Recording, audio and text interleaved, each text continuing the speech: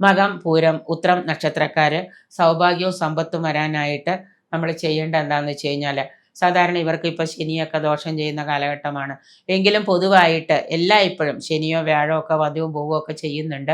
പറയുന്ന രീതിയിലുള്ള മാറ്റങ്ങളൊന്നും ജീവിതത്തിൽ കിട്ടുന്നില്ല. വ്യാഴം അപ്പം മാറി 8ലേക്ക് മാറി, ഇപ്പം 9ലേക്ക് വന്നു, 10ൽ നിന്ന് 11ലേക്ക് വന്നു. ഒന്നും ആർക്കും ഒരു മാറ്റവും കിട്ടുന്നില്ല. ആർക്കും ഒരു ഉയർച്ച ഉണ്ടാവുന്നില്ല. എന്നും ഒരേപോലൊക്കെ തന്നെ. എന്നും എല്ലാവരും നമ്മളിത് കേൾക്കുമ്പോൾ തന്നെ നമ്മൾ പറയും എന്നും ഇങ്ങനെയൊക്കെ തന്നെയാണ്. പിന്നെ ഇതിപ്പോൾ പ്രത്യേകിച്ച് പറഞ്ഞിട്ട് കാര്യമൊന്നുമില്ല. അതുകൊണ്ട് തന്നെ ജ്യോതിഷത്തെയും അല്ലെങ്കിൽ അതുകൊണ്ട് ദൈവത്തെയും വിശ്വാസമില്ലാതെ മാറുന്ന ആളുകളൊക്കെ ഉണ്ട്. ദൈവത്തിൻ്റെ കുഴപ്പമോ ജ്യോത്സ്യൻ്റെ കുഴപ്പമോ അല്ല നമുക്ക് ഇങ്ങനെയുള്ള ബുദ്ധിമുട്ടുകളും ജീവിതത്തിൽ നൈരാശ്യങ്ങളും പ്രതിസന്ധികളും സാമ്പത്തിക പ്രശ്നങ്ങളൊക്കെ വരുന്നത്. നമ്മളുടെ കൂടെ ജാതകം പരിശോധിച്ച് നമ്മുടെ മുൻജന്മ പാപങ്ങളും സഞ്ചിത കർമ്മങ്ങളും ഒക്കെ നമ്മൾ എത്രത്തോളം അനുഭവിക്കുന്നുണ്ടെന്ന് നോക്കുക.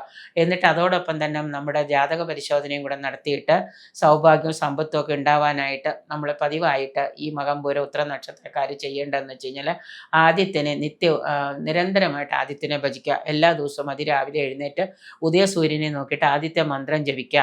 ആദിത്യ മന്ത്രം ജപിച്ച് കാണാതെ പഠിച്ചു കഴിഞ്ഞാൽ ആ ആദിത്യ മന്ത്രം വെറുതെ ഉദയസൂര്യനെ നോക്കി കിഴക്കോട്ട് തിരിഞ്ഞിരുന്നു കുളി കഴിഞ്ഞ് വന്ന ഉടനെ അത് ഈറൻ ഉടുത്തുകൊണ്ട്, പ്രത്യേകിച്ച് ചുവന്ന വസ്ത്രം ഉടുത്തുകൊണ്ട്, ചുവന്നൊരു തോർത്ത് വാങ്ങിച്ചാലും മതി, അത് ഉടുത്തുകൊണ്ട് ആദിത്യ ഭഗവാനെ നോക്കി നിങ്ങൾ ആ മന്ത്രം എല്ലാ ദിവസവും ജപിക്കുന്നത് വളരെ ഉത്തമമായിരിക്കും.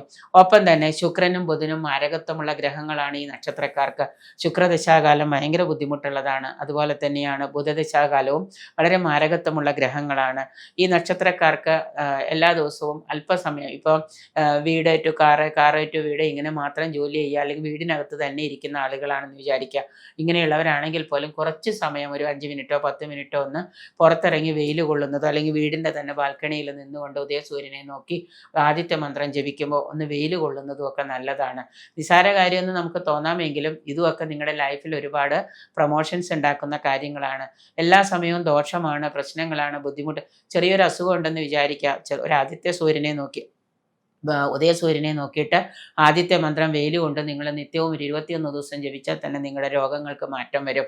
നിങ്ങളുടെ ജീവിതശൈലി മാറാൻ തുടങ്ങും. അപ്പോൾ നിത്യവും നമ്മൾ ആദിത്യ ഹൃദയം ജപിക്കുക. ആദിത്യ ഹൃദയം ബുക്ക് വാങ്ങാൻ കിട്ടും. നിരന്തരമായിട്ട് തെറ്റില്ലാതെ അത് നോക്കി ജപിക്കുക. ജപിച്ചത് കാണാതെ പഠിച്ചിട്ട് ആദിത്യ ഹൃദയം ജപിക്കുക. ആദിത്യ ഹൃദയം വൈകുന്നേരമല്ല, അതിരാവിലെയാണ് ജപിക്കേണ്ടത്. ഒപ്പം തന്നെ പകൽ സമയം ഉറങ്ങരുത്. അത് ഏറ്റവും ഒരു പ്രത്യേകതയാണ്. മകം, പൂരം, ഉത്രം നക്ഷത്രക്കാര് നിങ്ങൾ ഈ പറയുന്ന ദശാകാലങ്ങളിലൊക്കെ, അതുപോലെ തന്നെ ഞായറാഴ്ച ദിവസം നിങ്ങൾ ആദിത്യ വ്രതം എടുക്കുന്നുണ്ടെങ്കിൽ പകൽ യാതൊരു കാരണവശാലും കണ്ണുനീരുന്നുകൊണ്ട് പോലും ചിമ്മാൻ പാടില്ല. പകൽ ഉറങ്ങരുത്. വലിയ രീതിയിൽ സാമ്പത്തിക ഉയർച്ച ഉണ്ടാവാനായിട്ട് നിങ്ങൾ എല്ലാ ബുധനാഴ്ചയോ അല്ലെങ്കിൽ എല്ലാ വ്യാഴാഴ്ചയും നിങ്ങൾ എന്ത് ചെയ്യണമെന്ന് വെച്ച് കഴിഞ്ഞാൽ, മഹാവിഷ്ണുവിനെ പ്രീതിപ്പെടുത്താം. ഭാഗ്യസൂക്ത പുഷ്പാഞ്ജലി ചെയ്യാം, തൃക്കൈവെണ്ണ നടത്താം. അതുപോലെ തന്നെ ത്രിമധുരം നേദിക്കാം. ത്രിമധുരം നേദിക്കുമ്പോൾ അതിൽ വെണ്ണയുണ്ടാവും. അത് ഭഗവാന് നേദിച്ച് കഴിഞ്ഞിട്ട് അത് നമ്മൾ സേവിക്കാം. അതുപോലെ തന്നെ ലാഭ അനുഭവങ്ങൾ ഉണ്ടാവാനായിട്ട് ബിസിനസ്സുകാർക്ക് ഏറ്റവും കൂടുതലായിട്ട് ഈ പറയുന്ന കാര്യങ്ങളൊക്കെ ചെയ്തെടുക്കാൻ പറ്റും. മാസത്തിലൊരിക്കലോ അല്ലെങ്കിൽ പക്കപ്പിറന്നാളിനോ നിങ്ങളുടെ വീട്ടിൽ തന്നെ ഗണപതി ഹോമമോ മഹാമൃത്യുഞ്ജയ ഹോമമോ മഹാലക്ഷ്മി പൂജയോ ഒക്കെ നടത്തുക. ഇങ്ങനെയൊക്കെ കുറച്ച് കാര്യങ്ങൾ നമ്മൾ ശ്രദ്ധിച്ചു കഴിഞ്ഞാൽ നമ്മുടെ ജീവിതത്തിൽ സാമ്പത്തിക ഒരു ഉയർച്ചയും അതുപോലെ തന്നെ ജീവിതത്തിൽ ഐശ്വര്യമൊക്കെ വന്നു ചേരുന്നതാണ്. പത്നി സമേതനായിട്ടുള്ള ശാസ്താവുണ്ട്. പത്നി സമേതനായിട്ടുള്ള ശാസ്താവിനെ പ്രതിഷ്ഠിച്ചിട്ടുള്ള ക്ഷേത്രത്തിൽ ദർശനം നടത്താം. ശാസ്താവ് വിവാഹം കഴിച്ചിട്ടില്ല എന്നാണ് നമ്മുടെ മൊത്തമായിട്ടുള്ള ഒരു വിശ്വാസം. പത്നി സമേതനായിട്ടുള്ള ശാസ്താ ക്ഷേത്രത്തിൽ പോയിട്ട് പറ്റുമെങ്കിൽ പക്കപ്പിറന്നാളിലോ അല്ലെങ്കിൽ വർഷത്തിലൊരിക്കലോ നിങ്ങൾ ദർശനം നടത്താം. വിധി പോലുള്ള വഴിപാടുകൾ അവിടെ കഴിക്കുക. ഇത്രയൊക്കെ ചെയ്തു കഴിഞ്ഞാൽ മകം, പൂരം, ഉത്രം നക്ഷത്രക്കാർക്ക് എല്ലാ കാലത്തും വളരെ ഉയർച്ചയും ജീവിതത്തിൽ സൗഭാഗ്യങ്ങളും സമ്പത്തും ഒക്കെ കൈവരിക്കാൻ സാധിക്കുന്നതാണ്.